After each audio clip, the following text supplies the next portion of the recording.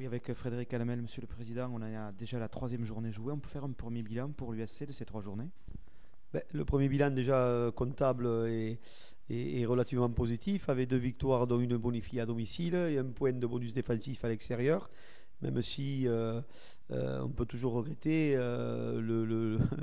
le bonus défensif à Auch où on aurait dû et pu ramener une victoire, mais sur un plan comptable c'est très positif, 10 points en 3 matchs, c'était l'objectif qu'on s'était fixé, donc pour l'instant on est vraiment dans le carnet de route, c'est parfait.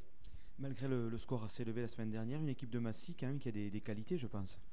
Ben, l'équipe de Massy elle me rappelle un peu la nôtre quand on est monté. Et, voilà quoi, c'est une équipe grosse conquête, occupation, avec en plus une volonté de jouer.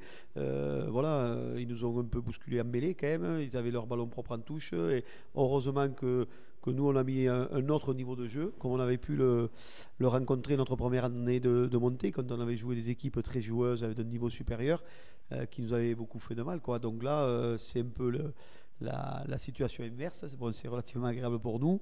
On sent qu'on est vraiment au-dessus de Massy, mais je pense que Massy sera très compliqué à manœuvrer toute la saison. Et puis je l'espère, hein, on l'a vu, ils avaient déjà gagné leur premier match à domicile contre Aix. Avec la configuration d'équipe qu'ils ont, grosse conquête, gros paquet d'avant, un très bon buteur, ils vont inquiéter pas mal de monde cette année. Grosse équipe aussi, c'est celle qui se profile à l'horizon pour samedi, la section paloise, qui elle a pas caché ses ambitions en début de saison, le top 14, gros recrutement. Et puis vous allez encore être fixé sur la valeur de votre groupe avec ce match. Ah ben oui, pour moi je trouve que c'est un test qui tombe à pic, quoi, hein. Pau, c'est bon, c'est un budget quasiment le double du nôtre, c'est une volonté affirmée de monter en top 14 avec des moyens derrière, hein. Donc à partir de là, nous on veut jouer le top 5, eux veulent monter en top 14, mais ça va faire une belle confrontation. Bon, certes hors de nos bases, je pense que le stade du Hameau sera plein. Donc on va voir vraiment à quel niveau on peut se situer face à ce qui se fait, si ce n'est de mieux, mais au moins un concurrent direct au qualif, voire à la montée en top 14. Alors justement, pour jouer le top 5, on parle peut-être de joueurs supplémentaires côté USC. Est-ce que vous pouvez nous en dire un petit peu plus? Oui, je peux vous dire qu'on a recruté un polyvalent derrière 10-15, qui est international argentin, mais qu'on avait annoncé il y a quelque temps. Qui plus est, Sébastien Morel a les croisés pétés, donc il a fini la saison, donc on le prend en tant que joker médical. Très bonne nouvelle, bon, dans le groupe rentre quand même Pierre Aguillon, rentre Roideau, donc ça fait des joueurs quand même, à part, je dirais, Lazzarotto, on aura l'équipe complète.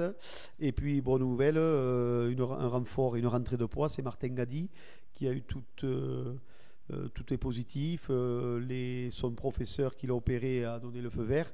Et puis tous les tests cardio et autres sont largement positifs. Donc ça y est, il a repris la prépa physique et on a pour objectif qu'ils reprennent, je dirais, le championnat pour le premier match du second bloc, en l'occurrence Oyonnax, pour l'inauguration de la tribune à Carcassonne. Voilà. Alors après, par rapport à un autre joueur supplémentaire, on a la volonté de prendre un autre seconde ligne, qui pousse plutôt à droite, supplémentaire, et on s'oriente vers un Sud-Africain qui fait la Currie Cup, qui a un très bon niveau de jeu, mais il n'a pas encore signé officiellement, donc je ne peux pas vous le confirmer. Je le ferai bien sûr en temps et en heure voulue lorsque ça se sera concrétisé.